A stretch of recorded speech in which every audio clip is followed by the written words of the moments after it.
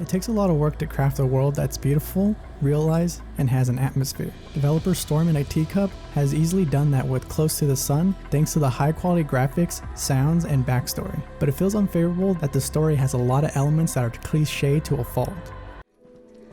What could possibly go wrong?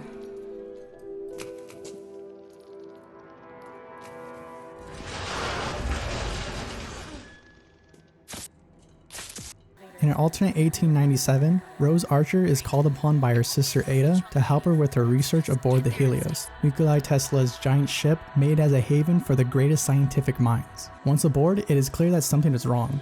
People are missing or dead, and the ones left alive have gone mad. Sensing the urgency, Rose desperately searches for Ada so they can escape the Helios in one piece. Immediately when starting the game, I found the visuals to Close to the Sun to be interesting. With what many compared to the Bioshock series, the game shares the same turn of the century aesthetics when players first see the Helios. The prestigious yet enigmatic setting of a giant passenger ship resembles the gold and burgundy palette of Bioshock, especially when covered in blood and destruction. What is different, however, is the scientific laboratories of multiple departments all failing to contain the tragic events. Much of the story is Rose trying to find Ada with a few elements to create conflict, most of them due to Ada wanting to finish what she started. Without spoiling the latter half of this 4-hour adventure, Rose finds herself to be the one to solve all the issues that the Helios can throw at her. Now, there's nothing necessarily wrong with the cliched story, since all stories have a bit of overplayed elements when it's all said and done, but a good story finds a way to cover all that up with something unique to show the players. So when the players start to guess what's going to happen in each act,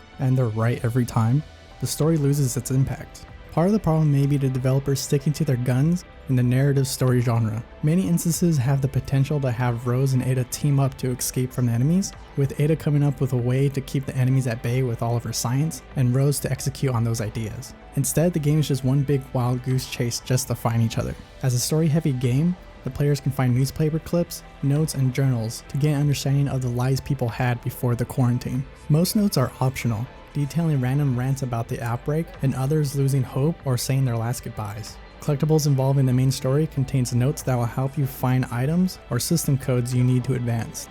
It is all part of the overall gameplay in Close to the Sun. Players mostly walk around to find the next thing to do, with the occasional puzzle to solve. Unfortunately, I would be hard pressed to even call these interaction puzzles. When conflict does arise, the only action for Rose to take is to run. In these sequences, enemies charge at Rose while she runs for her life. Weaving through the corridors, players can quickly look for a route to safety, unable to stop unless they want to see a gruesome death scene. As set pieces, they do an excellent job of causing some much needed fright, though I was disappointed with the lack of player choice. This lack of interaction makes the sequence feel like a linear experience that seemed to only have one path regardless of clear branching paths. What I can praise Close to the Sun about is its presentation, especially when it comes to the audio. Storm in a Teacup crafted a soundtrack that gives the game its horror themes, but what does add to an offense is the external rendering and effects that are in the game's visuals. Additionally, an in-game rendering technique used to make distant textures set to a lower resolution seems to have a delay when approaching them. And lastly, there are frame rate drops that occur when walking around in a larger area or being near large moving objects like a railway trolley.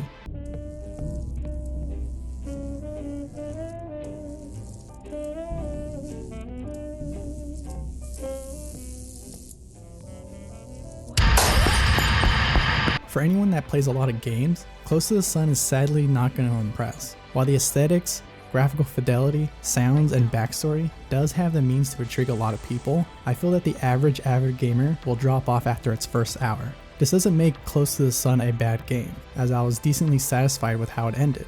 The problem is when the story has themes and tropes that are a bit too predictable along with gameplay that doesn't do enough to innovate. Noisy Pixel is giving Close to the Sun a 6.5 out of 10. Thank you for watching. Noisy Pixel is ran by a group of gamers that work hard to deliver you news, reviews, previews, and more. Please consider subscribing to our YouTube to keep up with all of our upcoming content.